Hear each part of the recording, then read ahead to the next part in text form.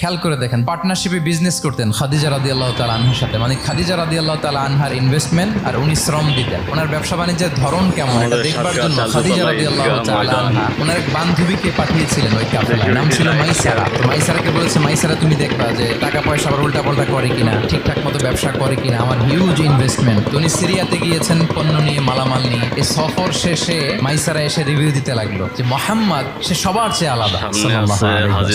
তার ওঠা বসা, তার চলন বলন, তার কথন, তার ডিলিংস, তার লেনদেন সব আলাদা, অসাধারণ তিনি। মাইসারার রিভিউ শুনে খাদিজা রাদিয়াল্লাহু তাআলা আনহা তিনি অবাক হয়ে গেলেন এবং তিনি বিয়ের প্রস্তাব পাঠালেন। তাহলে কি পরিমাণে ট্রাস্টওয়ার্থনেস ওনার ছিল। আরো মজার ব্যাপার হচ্ছে, মক্কার লোকেরা দল করে আবু জাহেলের রাসূল সাল্লাল্লাহু আলাইহি ওয়াসাল্লামের কাছে এসে আমানতের সম্পদ গচ্ছিত রাখতো, আবু জাহেলের কাছে রাখতো না। কি অবাক করা কাণ্ড না। রাসূল সাল্লাল্লাহু আলাইহি ওয়াসাল্লাম যেদিন হিজরত করবেন, উনি সাইয়েদনা আলী রাদিয়াল্লাহু তাআলা আনহুকে অ্যাসাইন করে গিয়েছেন যে আলী তুমি